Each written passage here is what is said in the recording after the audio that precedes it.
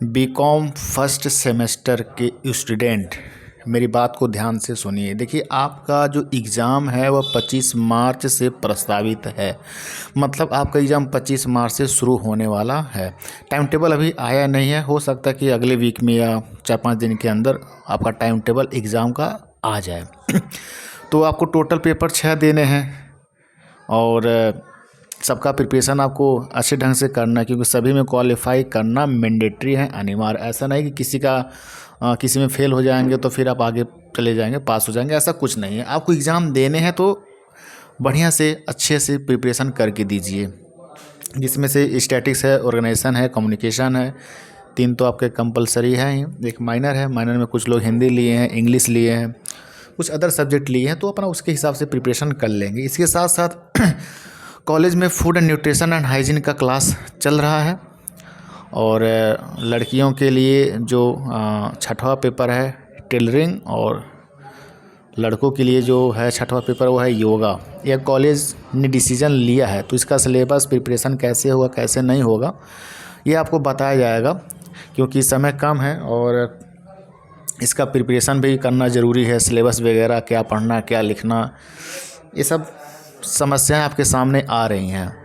हालांकि इस समय हम सब कॉलेज पे हैं नहीं, तो समय दे नहीं पा रहे हैं। परेशानी आपके पास तो है ही, उसका समाधान कैसे किया जाए, कैसे ना किया जाए, इस पे चर्चा तो अब जब कॉलेज में आऊँगा 3 या 4 मार्च को, तभी इस समस्या का निवारण वहाँ पे संभव हो पाएगा। तो आप अभी तक जो भी पढ़ाया गया, चाहे स्टैटिक्स हो, चाहे कम्युनिकेशन हो, चाहे ऑर्गेनाइजेशन हो, उसको कम से कम 2 बार 3 बार आपको रिवीजन करना है, नोट्स बनाना है। नोट्स मतलब ऐसा नहीं कि पूरा फेयर A to Z लिखें, नोट्स बनाइए पॉइंट टू पॉइंट। जो पॉइंट है सिर्फ उसी पॉइंट को नोट डाउन करिए। पूरा उसका महाभारत रामायण लिखने की कोशिश मत करिए, नॉर्मल पॉइंट्स बनाएंगे। जब एग्ज़ाम का समय आएगा तो उस पॉइंट्स को रिवीजन कर लीजिएगा। रिवीजन करने से आपके दिमाग में वो सेट हो जाएगा। 10-15 पॉइंट अगर याद है या याद करने की कोशिश करेंगे तो 5 या 6 तो ज़रूर दिमाग में बैठेगा। अगर 5 या 6 ही याद करेंगे तो उसका आधा आपको याद रहेगा। इसीलिए कोशिश करिएगा ज़्यादा से ज़्यादा पॉइंट याद करने के लिए, तो आपका आंसर अच्छा हो जाएगा। लिखने का बढ़िया प्रयास करिए, क्योंकि अच्छा हैंड राइटिंग रहेगा तभी नंबर आपको बेहतरीन मिलेगा। बुरा हैंड राइटिंग रहेगा तो नंबर कट हो सकता है।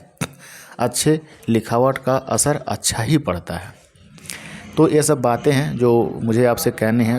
मुझे टाइम नहीं मिल पा रहा था कि मैं कुछ एजुकेशनल वीडियो बना के अपलोड कर दूं, लेकिन समय निकाल कर मैं बनाता हूं। ठीक है, प्रिपरेशन अच्छे से करिए। कोई अगर किसी भी टॉपिक पर, चाहे कम्युनिकेशन, ऑर्गेनाइजेशन, चाहे स्टैटिक्स, किसी भी टॉपिक पर कोई भी प्रॉब्लम है तो आप ग्रुप में या मेरे पर्सनल व्हाट्सएप नंबर पर क्वेश्चन आप लिख सकते हैं या फॉरवर्ड कर सकते हैं। मैं उसका जवाब देने का 100% प्रयास करूँगा। ठीक है, जो पढ़ने वाले बच्चे हैं उनके साथ 24 घंटा मैं हूँ। जो भी समस्या है हमसे पूछे, मैं बताने के लिए तैयार हूँ। तो अच्छे से पढ़िए, क्योंकि अभी से आप प्रिपेयर रहोगे तब जाके आपका अच्छा नंबर आ पाएगा। अभी लापरवाही करोगे, अरे फर्स्ट ईयर है या फर्स्ट सेमेस्टर, आगे चल के देख लिया जाएगा, तो ये समझिए कि बहुत बड़े मुश्किल में आप पढ़ने वाले हैं। तो जो मेरा मुख्य बिंदु है कि एग्ज़ाम नज़दीक है।